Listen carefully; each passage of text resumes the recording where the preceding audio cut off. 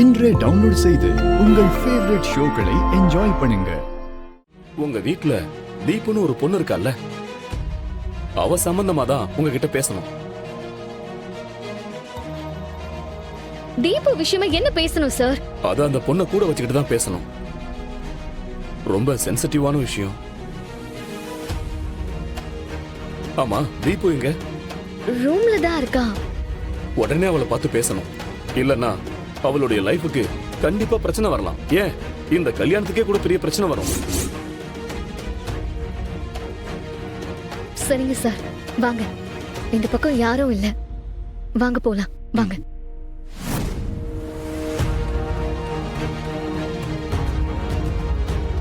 என்ன ஆச்சு? என்ன பாத்துட்டு இருக்க? அங்க பாருங்க.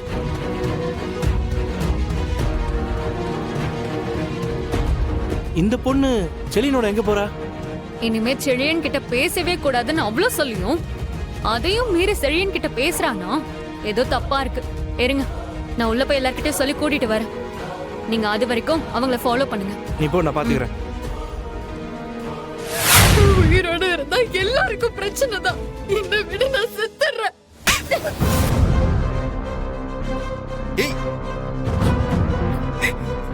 நீ சாகிறதுக்கா உங்க அம்மா இவ்ளோ கஷ்டப்பட்டு உன்னை வளர்த்தாங்க?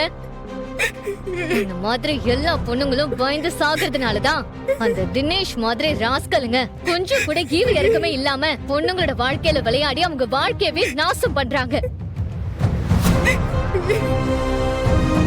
நாங்க அப்படிலாம் இல்லடான்னு சொல்ற மாதிரி நீ என்ன வேணாலும் பண்ணிக்கோ. நான் தப்பு பண்ணலன்னு ஒரு தடவை எதிர்த்து பிரச்சனைய ஃபேஸ் பண்ணி பாரு. அப்புறம் அவனுங்க இப்படியெல்லாம் பண்ண யோசிப்பானுங்க. அது மட்டும் இல்ல, தப்பு பண்ணது அவன். ஆனா அவனை பாத்தியா, உன்னை பழி வாங்க திட்டம் போட்டுட்டு இருக்கான். அவனே தான் செஞ்ச தப்ப உணராம இன்னும் உயிரோட சுத்திட்டு இருக்கும் போது எந்த தப்பும் செய்யாத நீ எதுக்கு சாகணும்? சரி, நீ செத்துட்டா மட்டும் எல்லாமே முடிஞ்சிருமா? நீ அப்படி பண்ணாதான் அந்த அவமானம் காலத்துக்கும் பதில் தெரியாம அப்படியே இருக்கும். அதுக்கு பதிலா நீ உயிரோட இருந்து இந்த பிரச்சனைய ஒரு முடிவுக்கு கொண்டு வந்தா, இப்படி லவ் பண்றன்ற பேர்ல பொண்ணுங்களை ஏமாத்துற சில ராஸ்கலுங்களுக்கு புத்தி வர வாய்ப்பு இருக்கு. இது எல்லாத்துக்கும் மேல உங்க அம்மாவை பத்தி கொஞ்சமாவது யோசிச்சு பாத்தியா? உங்க அப்பா உன்னை விட்டு போனதுக்கு அப்புறம் வேற எதை பத்தியுமே யோசிக்காம உன் சந்தோஷம் தான் முக்கியம், நீ தான் அவங்களோட உலகம்னு அவங்க வாழ்ந்துட்டு இருக்காங்க. அவங்கள அனாதையா விட்டுட்டு போக பாக்குறியா? வேண்டாம் தீபு, இதெல்லாம் பாவம்.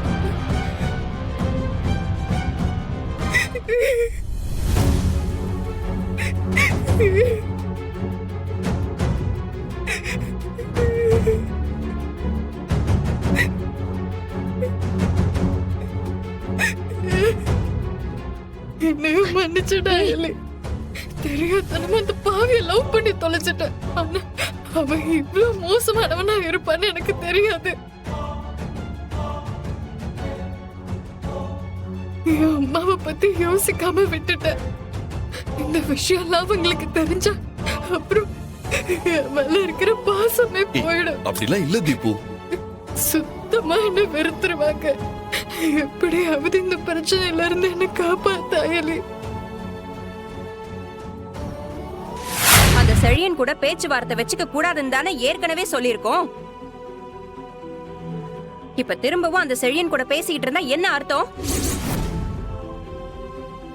சமந்தி, எப்போ செழியன் கூட இந்த அயலி எப்போ பேசினா?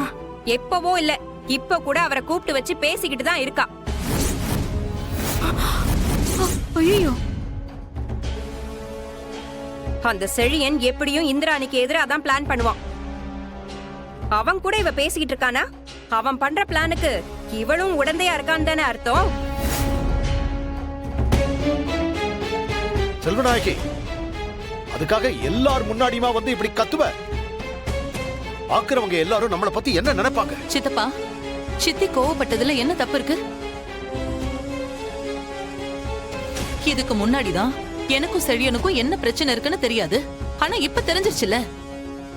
அப்படி இருக்கும்போது திரும்பவும் அவர்கிட்ட அயலி போய் பேசினாங்கன்னா கோவம் வரதானே செய்யும்.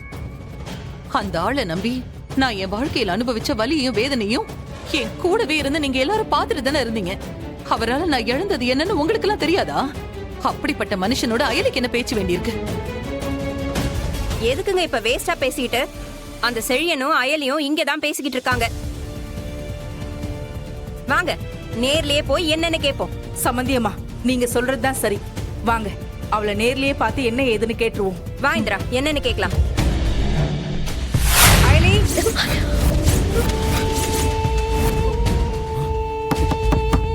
ஏ அயலி, கதவு தரடி.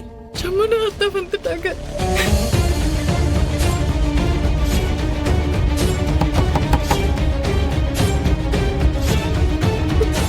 அயலி,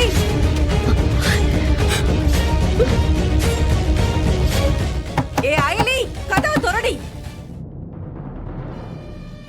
இப்ப என்ன பண்றது? நான் போய் கதவை திறக்கிறேன், நீங்க உள்ளே இருங்க. தீபு, நீ பயப்படாத, நான் பாத்துக்கிறேன்.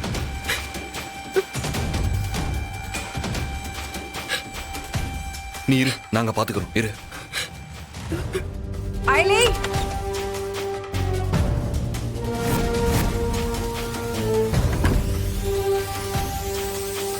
என்னாச்சு சித்தி? பண்றதெல்லாம் பண்ணிட்டு நடிக்கிறியா? ஏண்டி, உனக்கு என்ன தாண்டி பிரச்சனை? சரி, இந்த கல்யாணம் நடக்க கூடாதுன்னா சொல்லு, நாம எல்லாரும் சேர்ந்து வீட்டுக்கு கிளம்பி போயிடுவோம். அதை விட்டுட்டு எதுக்குடி இப்படி எங்களை சித்திரவதை பண்ணிக்கிட்டு இருக்க? தயவு செஞ்சு இன்னொரு தடவை அப்படி சொல்லாதீங்க சித்தி.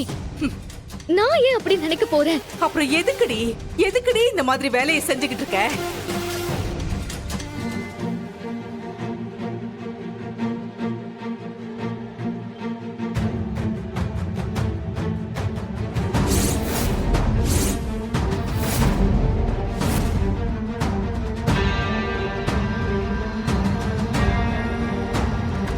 போதுமா?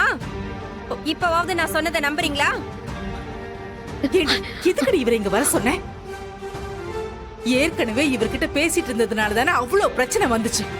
இப்ப மறுபடியும் இவரை கூப்பிட்டு வச்சு பேசிக்கிட்டு இருந்தா என்னடி அர்த்தம்? நம்ம குடும்பத்து மேல அக்கறை இல்லைன்னு அர்த்தம். இந்த கல்யாணத்தை எப்படியாவது நிறுத்தணும்னு அர்த்தம். இல்ல அத்தை. ஏமா அயலி, இவனுக்கும் எங்க குடும்பத்துக்கும் ஆகாதுன்னு தெரிஞ்சோ எதுக்கு இப்படி தனியா கூப்பிட்டு வச்சு பேசிக்கிட்டு இருக்க? உங்களுக்குள்ள அப்படி என்ன ரகசியம்? தேவையில்லாம எதுவும் பேசிக்கிட்டு இருக்காதீங்க. மிஸ்டர் செழியன், வார்த்தையை கொஞ்சம் பார்த்து பேசுங்க. இது எங்க குடும்ப விஷயம். இதுல நீங்க பேசுறதுக்கு எந்த அதிகாரமும் கிடையாது. அதே மாதிரி என்ன கண்ட்ரோல் பண்ற அதிகாரமும் உனக்கு கிடையாது. இது ஏன் தம்பியோட கல்யாணம். இதுல ஏதாவது பிரச்சனைனா நான் தான் கேட்பேன். அதே மாதிரி இந்த பிரச்சனையில நானும் சம்பந்தப்பட்டிருக்கேன். அப்போ நானும் பேசதான் செய்வேன்.